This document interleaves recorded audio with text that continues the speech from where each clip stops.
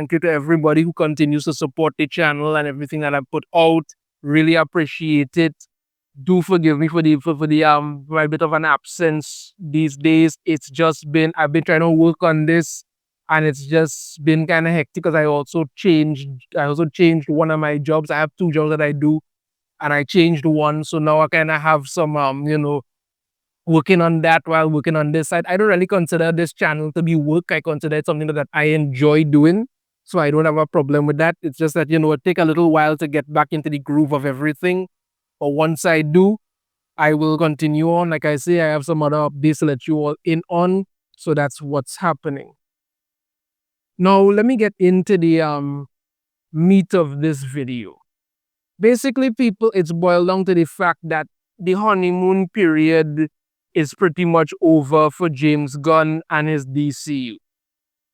And it's not looking good.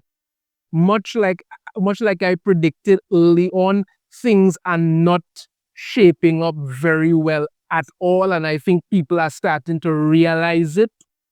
I am not going to say that, you should judge a book by its cover before things happen. It's still early days. But you got to understand something. There are cracks appearing, and these cracks are leading to bigger things. I'm not saying that James Gunn is terrible at what he does. I stated earlier that I didn't think you're the best person to be doing Superman and these other stuff like that. I did say that. I think James Gunn's sweet spot is broken characters that he could bring together as a team and then do that. I think that's what he's good at. I think that's what he enjoys doing. But trying that formula with everything doesn't work. It really and truly doesn't work. And pretty much everything he has put out has been a flop overall. And keep in mind, when he and David Safran were brought on as heads at DCU, you understand me? A lot of this stuff that was previously greenlit, he allowed to go. But keep in mind, he was one of the people that said that, The Flash was the greatest superhero movie he'd ever seen. And we all remember how absolutely massively that thing bombed. So it wasn't looking good to begin with. But I got a few things to go through in this video. So let's dive into it first. Before we go, let's go to the numbers. And I just want to clarify once again, Superman has completed its box office run. It's officially out of all cinemas now, and it sits at 615 million worldwide. It's a little over 615.9. So let's be generous and say 616 million worldwide. That's where it has ended at right there.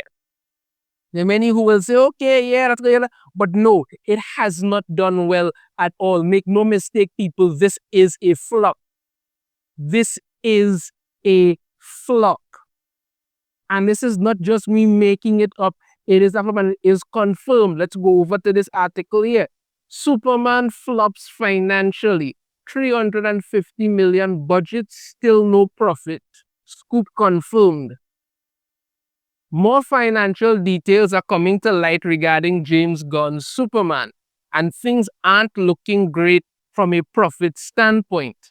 Confirming what was out at the Comic-Con insiders back in July, they wrote on this article as they say, while the studio originally claimed the film had a 225 million production budget, it's since been reported via Variety that an additional 125 million was spent on marketing.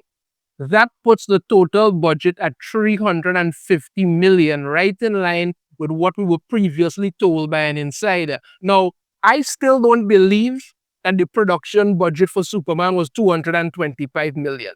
Now I do know that James Gunn hired cheaper staff because David Corenswet, who played Superman, and Rachel Brosnahan, who played Lois Lane, their pay was under $1 million. I think the only person who got over $1 million was Nicholas Hoult, who played Lex Luthor, but then, he's a more well-known actor, right? But there were talks about how they had to reshoot certain things, change certain things. They never come out and tell you exactly what it is going on, but I do think that the budget was higher. But we will be generous here and go with the 225 million and the additional 125 million spent on marketing. So it comes up now to 350 million. Okay. Forbes recently broke down the film's theatrical revenue and explained how the split with theater chains works. The site notes, given that films generally split their ticket sales 50-50 with theater owners, and that is only for North American cinemas. It's only for North American cinemas. This means that Superman's theatrical net equates to nearly 308 million. So again, this is only for North American cinemas, because when you look at it here, Superman's box office is domestic box office is $354 million. The international is $261 million, right? But international box office, the split is less than the 50-50 with the North American box office, because like I think it's something like about 40 or 30%, depending on the region. And in China, it's like 30 or 20% if it reaches there. So it is. So this is why, the international box office is usually a lot higher, because again, there are more people internationally than there are in the North American box office.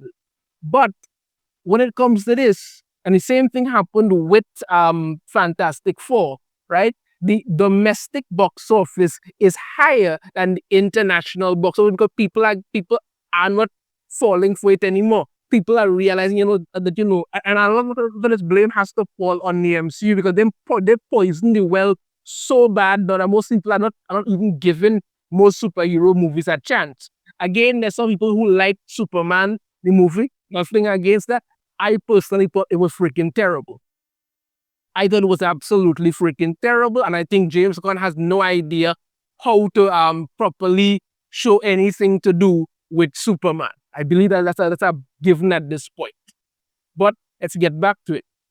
And that's before even the 308 million, and that's before even factoring in residual back-end points and other post-release costs, because there are those. Even going with the 308 million before taking the other expenses into account, Superman's net falls below the 350 million Warner Brothers spent on the production of the film and marketing. So right, Superman's overall take in after everything has been taken away is 308 million. And according to that, they spent 350 million on the movie, which includes production and marketing costs. So it fell below that. Now, keep in mind, getting 350 million is not a break-even number, people. It's not a break-even number, right? That is not how it works, because you need to at least surpass that to break even in that. And it didn't do that. So therein lies the problem. As mentioned in our previous report, a 350 million budget means Superman would have needed to hit at least 875 million globally just to break even, based on the industry standard of 2.5 times multiplier. Now, I had it lower. I had it pegged at 750 million Superman needed to break even, but they have it at 875 million.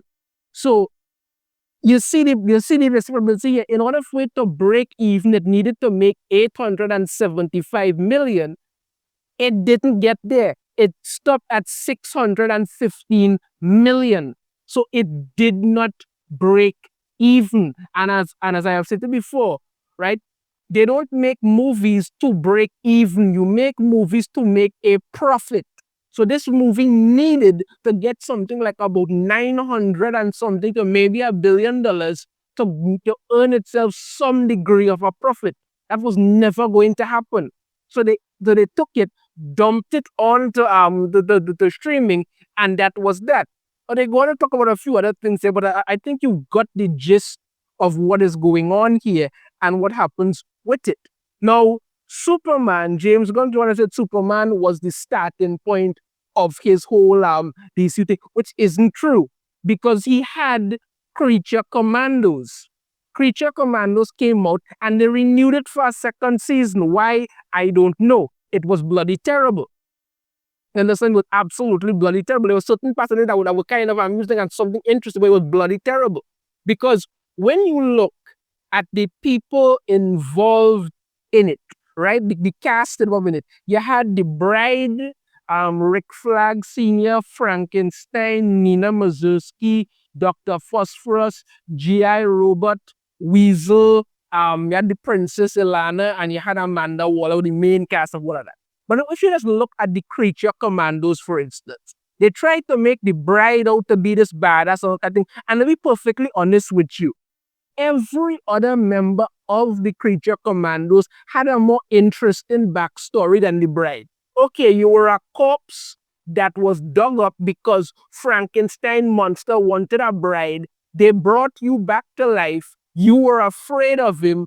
Dr. Victor Frankenstein taught you stuff to all your laugh and then he decided to have sex with a living corpse because apparently necrophilia was his thing.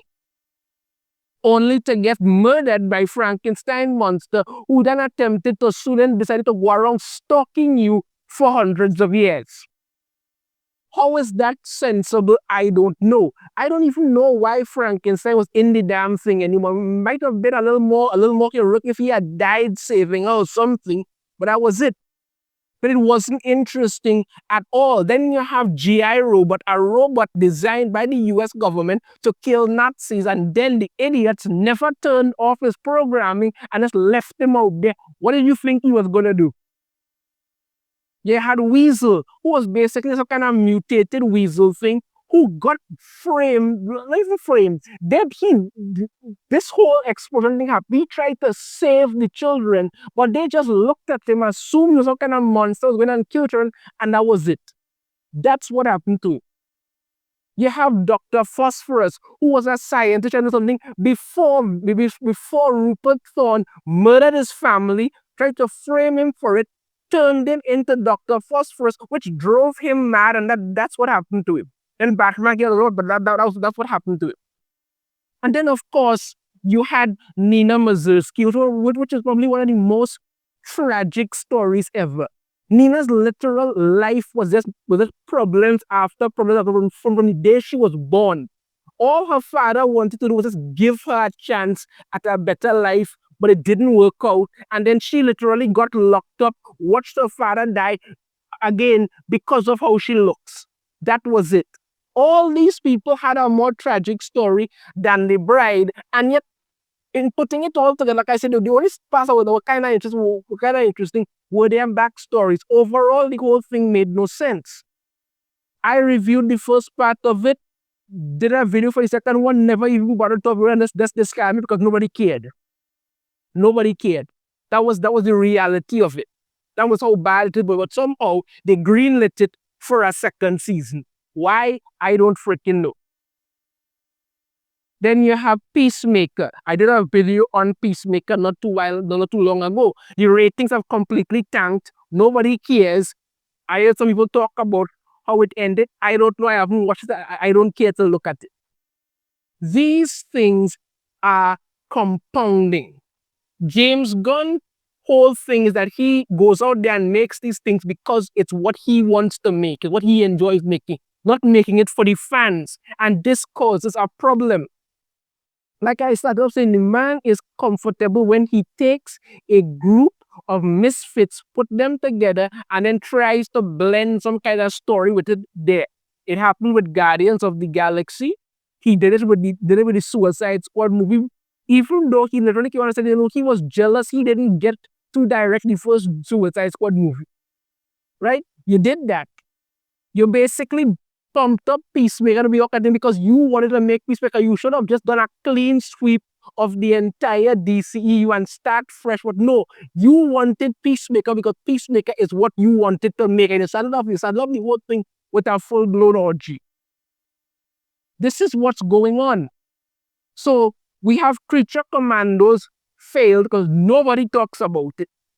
I'm talking about it now, and I can tell you, If you look around online, whatever, you're going to see anybody else talking about it in greater measured in a passing wave. That's it, right? Superman flops at the box office. That is literally confirmed at this point. It is a flop. You also, it is an absolute flop at the box office. That is a fact. So this is why they rushed it to the digital early, right? And Peacemaker ratings are really in the freaking toilet. Nobody watched it. This is what's going on. Like I said, the honeymoon period is over, people. It's over. James Gunn came in there, had his ideas of what he wanted to do. It did not work out. I get it. It's still early days. But when you look at what he has planned coming up next, Drunk Supergirl, because apparently somebody was interested in her for some reason. I don't know why. You understand me? What else? There's a Clayface movie coming up there. There's the Lantern series. Nothing. Come on now, man. You needed a comprehensive plan. I mean, say what you want about Kevin Feige. He at least had enough sense to know, listen, I gotta step back and let some people know what they're doing, do it. No, he's pushing his nose into shit he has no business doing, and that's kind of crippling the whole business there. But you see, that's my point. The MCU was successful because they had a plan. James Gunn, where they're telling everybody about this whole gods and monsters thing, it sounded only like crap out the door. He's completely abandoned it now, and now he's running to do whatever the hell he wants to do. It ain't looking good, people.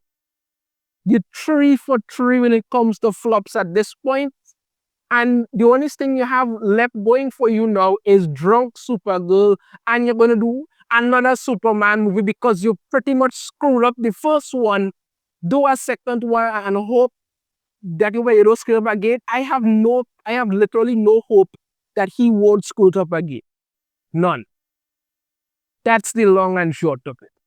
Let me know your thoughts on this in the comments. If you have a different opinion, I'd love to hear it. If you like the video, hit that thumbs up, subscribe if you haven't already, ring the notification bell to be notified every time I upload a new video.